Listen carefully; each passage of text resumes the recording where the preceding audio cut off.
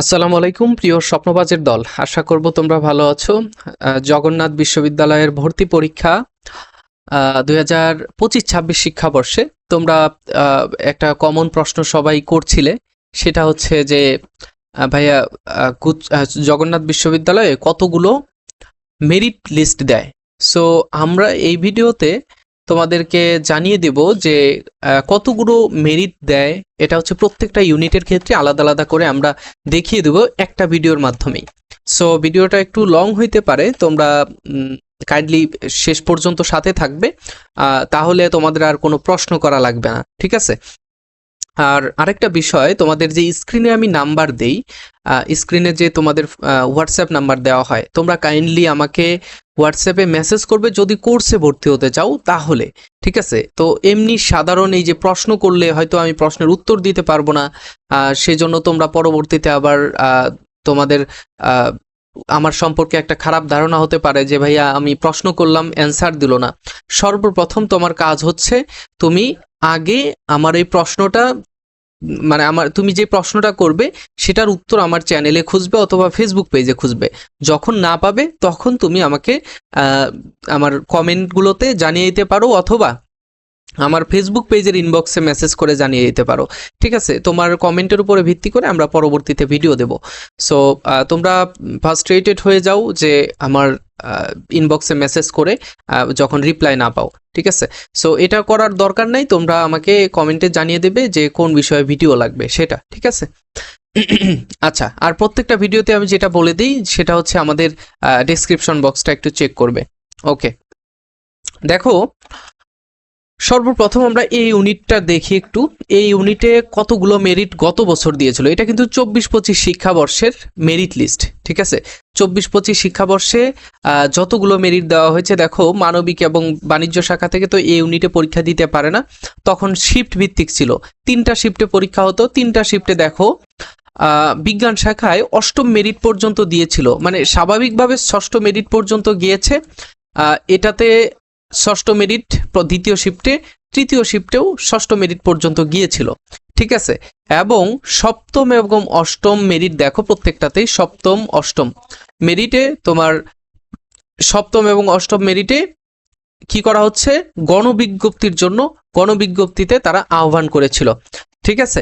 তো এই বছর আমরা যেটা দেখছি যে এই ইউনিটে অনেক বেশি শিক্ষার্থী চান্স পাচ্ছে এবং অনেক দূর পর্যন্ত যাচ্ছে এবং অনেকেই ভর্তি হচ্ছে না। এতে যারা ওয়েটিং লিস্টে থাকে তাদের একটা ভালো সুযোগ রয়েছে যে জগন্নাথ বিশ্ববিদ্যালয়ে তারা একটা সিট নিতে পারবে, ঠিক আছে? একটা সিট তারা অধিকার করতে পারবে। সো তোমরা একটু অপেক্ষা করো, যারা তোমরা ওয়েটিং লিস্টে রয়েছে অবশ্যই তোমাদের সাবজেক্ট আসবে ইনশাল্লাহ, ঠিক আছে? আর তোমরা তোমাদের মেরিটটা আমাদের কমেন্টে জানিয়েও দিতে পারো, ঠিক আছে? ওকে, এরপরে আমরা দেখব হচ্ছে বি ইউনিট। দেখো বি ইউনিটে কিন্তু মানবিক, বাণিজ্য এবং বিজ্ঞান শাখা সবাই পরীক্ষা দিতে পেরেছে। দেখো মানবিক থেকে যারা পরীক্ষা দিয়েছো গত বছর যেটা হয়েছে 24-25 শিক্ষাবর্ষে, প্রথম থেকে 6ষ্ঠ মেরিট পর্যন্ত কিন্তু গিয়েছে। এখানেও প্রথম থেকে 6ষ্ঠ এবং গণবিজ্ঞপ্তিতে 7ম থেকে 8ম, গণবিজ্ঞপ্তিতে 7ম 8ম, প্রথম শিফটে 7ম মেরিটেই সিট ফিল আপ হয়ে গেছে, ঠিক আছে? প্রথম মেরিটে 7ম মেরিটেই কিন্তু সিট ফিল আপ হয়ে গেছে, 8ম মেরিটে কিন্তু আর সিট পায় নাই কেউ, ঠিক আছে? ওকে, এখানে প্রত্যেকটাতে একই অবস্থা। বিজ্ঞান শাখা থেকে যারা পরীক্ষা দিয়েছে 6ষ্ঠ মেরিট পর্যন্ত কিন্তু সবাই মোটামুটি সাবজেক্ট পেয়েছে এবং 7ম 8ম কিন্তু গণবিজ্ঞপ্তি হিসেবে চিহ্নিত হয়েছে, ঠিক আছে? এরপর হচ্ছে বাণিজ্য শাখা থেকে দেখো সিট সংখ্যা কত ছিল, অল্পই ছিল। এখানে প্রথম দুইটা শিফটে 6ষ্ঠ পর্যন্ত গিয়েছিল স্বাভাবিকভাবে, আর শেষের দিকে তৃতীয় শিফটের ক্ষেত্রে দেখো, তৃতীয় শিফটে কিন্তু আমাদের 6ষ্ঠ মেরিটেও সাবজেক্ট পায় নাই, পঞ্চম মেরিটেই সাবজেক্ট শেষ হয়ে গেছে। ওকে, আচ্ছা, এরপরে সি ইউনিটে এইবারও কিন্তু এরকমই হবে। বি ইউনিটেরটা যদি বলি, এইবারও দেখা যায় যে 8ম 9ম পর্যন্ত বা 10ম পর্যন্ত যেতে পারে, ঠিক আছে? 10ম মেরিট পর্যন্ত যেতেও পারে বি ইউনিটে। ওকে, এরপরে আমরা দেখি হচ্ছে সি ইউনিটে এইবার যেটা হয়েছে যে মানবিক থেকে কিন্তু সিট আছে কতগুলো, অল্পই সিট রয়েছে, আমার এখন খেয়াল নাই, তবে গত বছর দেখো মাত্র 16টা সিট ছিল। পঞ্চম মেরিটে 34 পর্যন্ত গিয়ে সিট ফিল আপ হয়ে গেছে, এরপরে আর নতুন করে কেউ সাবজেক্ট পায় নাই।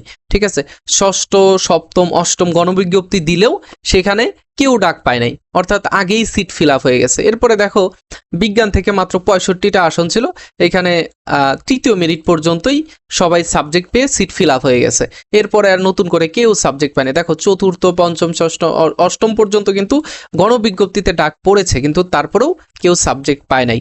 ওকে, তো আমরা এগুলো কেন বলছি, আমরা এই যে বিগত বছরের অনেক কিছুই তোমাদের নির্ভর করে তোমাদের অ্যাডমিশনের উপরে। ঠিক আছে, বিগত বছরের অনেক কিছুই তোমাদের একটু দেখতে হবে, যাতে তোমরা পরবর্তী ইয়ারগুলোতে তোমাদের যে আইডিয়াটা থাকে আর কি বিশ্ববিদ্যালয়ে ভর্তি পরীক্ষার উপরে, সো সেটা যেন তোমাদের পুঙ্খানুপুঙ্খ হয়। ওকে, এরপরে দেখো বাণিজ্য শাখায় কিন্তু আমাদের সিট দুইটাতেই সমান ছিল। দেখো দুইটা শিফটে পরীক্ষা হয়েছিল। চতুর্থ মেরিটে কোনো এক কারণে সাবজেক্ট পায় নাই, এটার কারণ পরবর্তীতে আমি যেটা দেখেছি সেটা হচ্ছে তৃতীয় মেরিটেই সিট ফিল আপ হয়ে গিয়েছিল, কিন্তু পরবর্তীতে এই যে বাণিজ্য শাখা থেকে সি ইউনিট, গত বছর কিন্তু ঢাকা বিশ্ববিদ্যালয়ে সি ইউনিটে 2বার করে পরীক্ষা হয়েছে। একবার প্রশ্ন ভুল থাকার কারণে কোনো এক শিক্ষার্থী সেখানে রিড করার পরে পরবর্তীতে এমসিকিউ পরীক্ষাটা আবার হয়েছিল। তো যখন এমসিকিউ পরীক্ষা আবার হলো, অনেকেই চান্স পেল, সেখানে তারা চলে যাওয়ার পরে সিট ফাঁকা হওয়ার পরে দেখো কতগুলো স্টুডেন্ট সেখানে চান্স পেয়েছে। 298 থেকে, অর্থাৎ দেখো এখানে 312 থেকে 401 পর্যন্ত। ঠিক আছে, অনেকেই সেখানে চলে গেছে, যার কারণে শিক্ষার্থীরা অনেকেই সাবজেক্ট পেয়েছে এখানে। ঠিক আছে, আচ্ছা, এরপরে এখানে অষ্টম মেরিট পর্যন্ত এসেছে। তো সি ইউনিটে যেটা আমরা দেখি, সি ইউনিটে তোমরা আশা রাখতে পারো সপ্তম, অষ্টম মেরিট পর্যন্ত যেতে পারে সি ইউনিটে। ঠিক আছে, অষ্টম মেরিটে যাওয়ার আগেই হয়তো ফিল আপ হয়ে যেতে পারে, তবে একটু দেখো তোমরা। ওকে, ডি ইউনিটটা একটু দেখো। ডি ইউনিটের ক্ষেত্রে আমি যেটা দেখছি যে ডি ইউনিটের ক্ষেত্রে কিন্তু অষ্টম মেরিট পর্যন্তই সবাই পেয়েছে সাবজেক্ট, ষষ্ঠ মেরিট পর্যন্ত স্বাভাবিকভাবে গেছে, এবং সপ্তম, অষ্টম হচ্ছে গণবিজ্ঞপ্তি হিসেবে বিবেচিত হয়েছে। এরপরে দেখো বিজ্ঞান শাখা থেকে সপ্তম মেরিট পর্যন্তই সবাই সাবজেক্ট পেয়ে গেছে, গণবিজ্ঞপ্তি সহ আর কি। অষ্টম মেরিটে কিন্তু কেউ সাবজেক্ট পায় নাই। আমি এখানে একটা ইমোজি দিয়েছি, মন খারাপের ইমোজি, যারা সাবজেক্ট পায় নাই তাদের জন্য। ঠিক আছে, তো তোমাদের পরবর্তীতে যত মেরিট দিবে ইনশাল্লাহ তোমাদের ফারুক একাডেমির সাথেই জানিয়ে দেবে ইনশাল্লাহ। ঠিক আছে, আচ্ছা, এরপরে বাণিজ্য শাখা থেকে দেখো ডি ইউনিটে অষ্টম মেরিট পর্যন্তই কিন্তু গিয়েছে, গণবিজ্ঞপ্তিতে অষ্টম মেরিট পর্যন্ত গিয়েছে। আর গণবিজ্ঞপ্তি কি জিনিস, এটা নিয়ে তোমরা যদি চাও কমেন্টে আমাকে জানাতে পারো, আমি তোমাদের জন্য একটা ভিডিও দিতে পারি ইনশাল্লাহ। ঠিক আছে, এরপরে হচ্ছে আমরা গণবিজ্ঞপ্তির এই যে দেখো গণবিজ্ঞপ্তির নোটিশটা কিভাবে দেয়, সেটা আমি তোমাদের পরবর্তীতে জগন্নাথ বিশ্ববিদ্যালয়ে জানানোর সাথে আমি তোমাদেরকে জানাতে পারবো ইনশাল্লাহ। সো এটাই হচ্ছে কথা, যে ডি ইউনিটে কিন্তু আমরা তাহলে কি বুঝলাম, ডি ইউনিটে যেটা দেখলাম যে ডি ইউনিটে কিন্তু আমাদের সপ্তম, অষ্টম পর্যন্ত বা নবম পর্যন্ত সর্বোচ্চ যেতে পারে, নবম মেরিট পর্যন্ত আমাদের গণবিজ্ঞপ্তি সহ আর কি, নবম মেরিট পর্যন্ত তোমাদের মেরিট দিতে পারে, মেরিট লিস্ট। তো এর মধ্যে তোমরা তোমাদের মেরিট লিস্ট অনুসারে পেয়ে যাবে ইনশাল্লাহ, তোমাদের সাবজেক্ট আসবে, এতটাই প্রত্যাশা করি। তবে খুব বেশি যাদের দূরে তারা নাও পেতে পারো। ঠিক আছে, এই হচ্ছে কথা। তো তোমরা যারা জগন্নাথ বিশ্ববিদ্যালয়ের সাবজেক্ট পাবে না, অথবা তোমার পছন্দ মতো সাবজেক্ট নাও পেতে পারো, তো তোমাদের জন্য বেস্ট চয়েস হতে পারে গুচ্ছভুক্ত বিশ্ববিদ্যালয়। ঢাকার মধ্যে যদি থাকতে চাও, ঢাকা সেন্ট্রাল ইউনিভার্সিটি হতে পারে, এবং জাতীয় বিশ্ববিদ্যালয়ের ভালো ভালো কলেজগুলো তোমার জন্য হতে পারে। সো তোমাদের জন্য আমরা চিন্তা করে আমরা ফারুক একাডেমি তোমাদের জন্য নিয়ে এসেছে গুচ্ছ, ডিসিইউ এবং এনইউ এক্সাম ব্যাচ। যে এক্সাম বেসে তুমি পরীক্ষা দিয়ে ইনশাল্লাহ বি এবং সি ইউনিটে ভালো একটা পজিশন করতে পারবে, এরকম নিশ্চয়তা আমরা দিতে পারি। কেননা আমাদের এক্সাম বেস থেকে হুবহু প্রশ্ন কমন আসে। আমাদের প্রশ্নগুলো আমরা মানবিক এবং বাণিজ্য শাখার যেই শিক্ষক রয়েছে, এক্সপার্ট টিচার রয়েছে যারা, তাদের দ্বারা কিন্তু আমরা এই প্রশ্নগুলো তৈরি করি, এবং আমরা বিগত যত বছরের প্রশ্ন রয়েছে এই সংশ্লিষ্ট বিশ্ববিদ্যালয়, জিএসটি, ডিসিইউ, এনইউ, এই প্রশ্নগুলো অ্যানালাইসিস করে যেই টপিক, যে রুলসগুলো পেয়েছি তার উপরেই কিন্তু আমরা ফোকাস করে প্রশ্নগুলো তৈরি করেছি। এর কারণেই আমাদের এক্সাম বেস থেকে হুবহু প্রশ্নগুলো কমন আসে।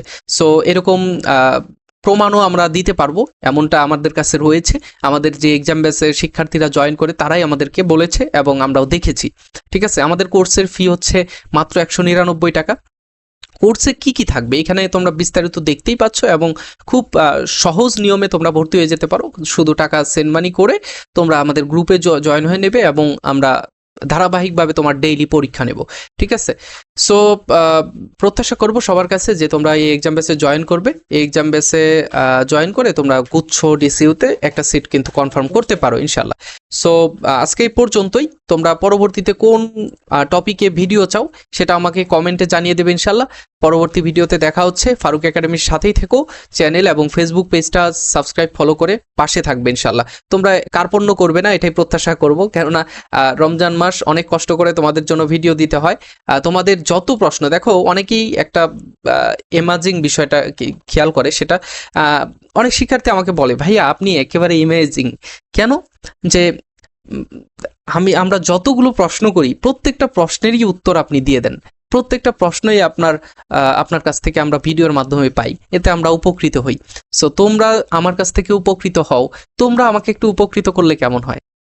তোমরা চাইলেই কিন্তু ভিডিওটা শেয়ার করতে পারো বন্ধুদের সাথে, তোমরা চাইলেই কিন্তু আমার চ্যানেল সাবস্ক্রাইব করে ফেসবুক পেজ ফলো করে লাইক কমেন্ট শেয়ার করে পাশেই থাকতে পারো। ঠিক আছে, এটা আসলে বলতে হয় না সব সময় যে তোমাদেরকে, তাই একবার এই যে বারবার ভিডিওতে আমি তেমনটা বলি না, তো আজকে লাস্ট বললাম, এর পরবর্তীতে আর কবে বলবো ঠিক জানি না। ঠিক আছে, আর তোমরা যদি চ্যানেল সাবস্ক্রাইব ফলো না করো তাহলে আমার প্রত্যেক ভিডিওতেই বলতে হবে। সো আজকে পর্যন্তই, নেক্সটে দেখা হচ্ছে। সে পর্যন্ত ভালো থেকো, সুস্থ থেকো, আল্লাহ হাফেজ, আসসালামু আলাইকুম।